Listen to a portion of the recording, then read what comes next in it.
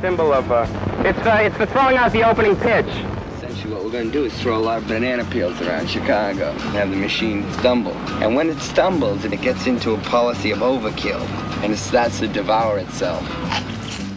One pill makes you larger, and one pill makes you small, and the ones that mother gives you don't do anything at all.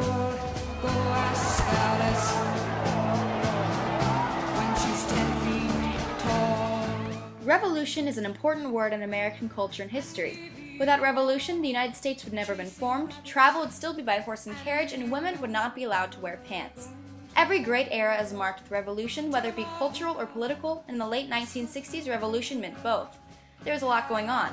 A large cultural shift had bloomed overnight, a war was being waged in Southeast Asia, the world had mediatized, and everything was changing. Music and clothes had changed, politics and war had changed. The 60s was a revolution of a different kind.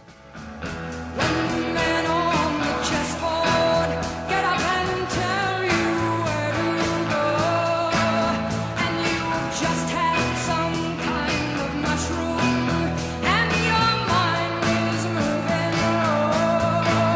Go ask Alice, I think she'll know. Abbie Howard Hoffman, co-founder of the Youth International Party and American political activist, was a figurehead of a revolution fueled for the sake of revolution. Emerging in prominence as an anti-capitalistic Vietnam protester in the late 60s, he became a big player in the war propaganda game. Under the rally of the Yippies, the theatrics of their unconventional demonstrations drew the attention of the nation. He has left the legacy of a rude, rebellious media genius, and his impact as an activist helped define a generation. The 60s were tumultuous times, and no one knew how to take advantage of it better than Abbie Hoffman.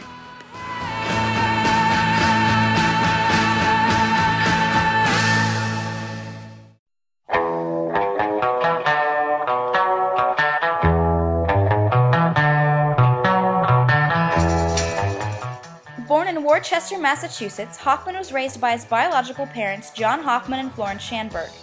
He was raised in a middle-class community, and his early life was marked by significant events that foreshadowed the years as a social and political activist ahead. As a sophomore in high school, Hoffman was expelled for writing a presumably satirical essay promoting communism. He graduated from a different high school in 1955, and then graduated from the University of California and earning his master's degree in psychology. Hoffman described his childhood as idyllic and that the 40s were a great time to grow up. So who was Abbie Hoffman and what did he do? Why was this seemingly juvenile activist such an important figurehead of the revolution and countercultures of the 60s? In the beginning of his political career, Hoffman, along with other activists such as his second wife Anita, friends Jerry Rubin, Nancy Kirshen, and Paul Krasner, had formulated the idea of somehow disrupting the Democratic National Convention in 1968. The idea was to make a joke of the straight-arrow protests of the war in Vietnam. The founders of the Youth International Party intended to introduce a different kind of politics that anyone could understand. By employing dramatic and often violent forms of street theater, the Yippies drew the exact sort of attention from the media that they desired. The majority of Hoffman's infamy and legacy came from his actions and leadership of the Yippies.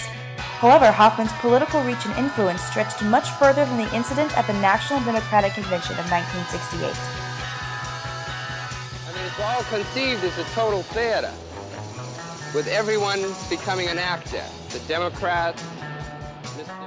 The Chicago 7 trial, originally called the Chicago 8 trial, was one of the landmark events of anti-war protests. The Democratic National Convention of 1968, held in Chicago, had drawn the attention of protesters everywhere. Different groups with different agendas and political messages flooded to Chicago to be heard. Among these groups were the Yippies. Many other groups had inserted their representatives, such as the Black Panther Party, the South Christian Leadership Conference, and the National Mobilization to End the War in Vietnam were among those to insert representatives at the rally. That those Yippies that march on the amphitheater or go downtown or sit in restaurants or demand their rights, they'll be risking their life. That's right. These cops here are tough. They'd kill you with a smile. Shoot to kill daily, you know.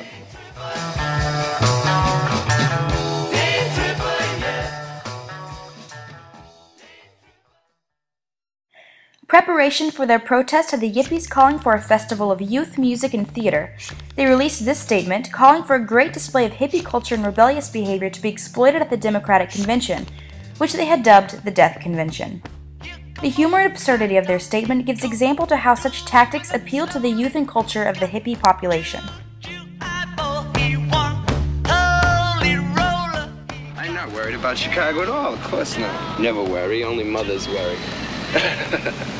Chicago seems like we are herding ourselves into a stockade, you know?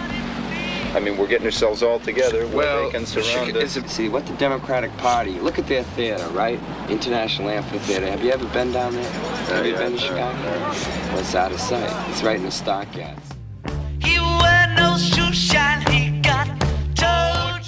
The beginning of police protester altercations began with the largely violated imposed curfew of 11 p.m. for demonstrators. Among the plans for the convention, the Yippies nominated a pig named Pegasus the Immortal for president. Pegasus the Immortal was arrested by the Chicago Police Department and held in jail. Police officers first used tear gas the night of the curfew debate, on August 24th. On August 25th, a few of the attendees threw rocks at police cars, provoking the wide-scale gassing, beating, and arresting of protesters still in the park after 11. This police protester violence, brutality, and vandalism continued on until August 28th, when the violence waned after peaking on the day before. The police confronted the thousands of protesters while Yippies shouted, "Fight the pigs." Hoffman was arrested on the 27th, and later Jerry Rubin, David Dellinger, Tom Hayden, Randy Davis, John Foynes, Lee Weiner, and Bobby Seale were all arrested and charged with inciting a riot across state lines.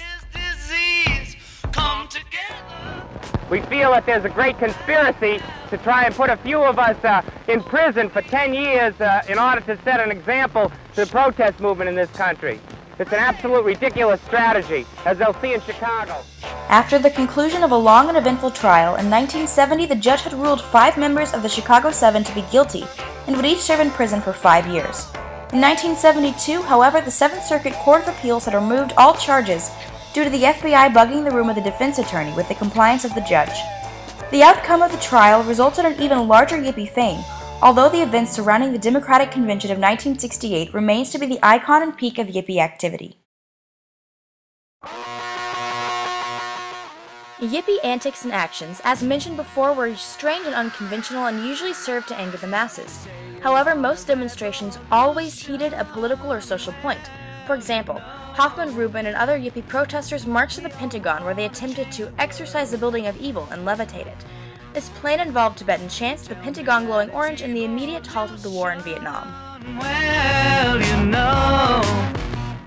The entire production was purely theatrical and amusing, but the media ate it up and the fame of the Yippies and Abbie Hoffman's status as a cultural icon continued to gain traction.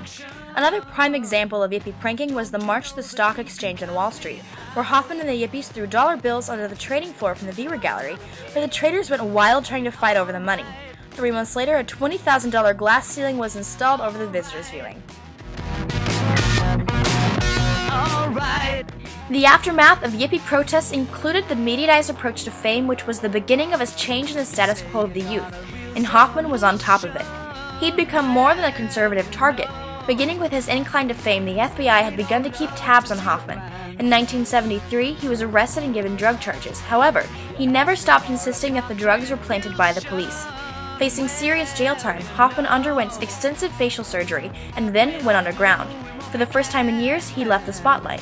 Hoffman re-emerged from his 7-year reprieve in 1980, and once again the world had changed. Although the idealism of the 60s may have withered away, Hoffman didn't give up his drive for activism. The legacy of Abbie Hoffman was most prominent in the social and cultural shift of the youth.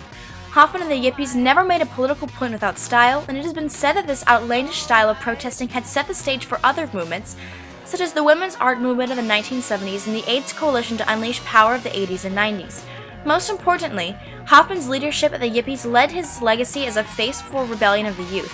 Hoffman's was a countercultural icon who helped a generation of young people find a voice in a period of time when a voice was needed the most. Wow, wow, wow, wow, wow, the new America, exciting.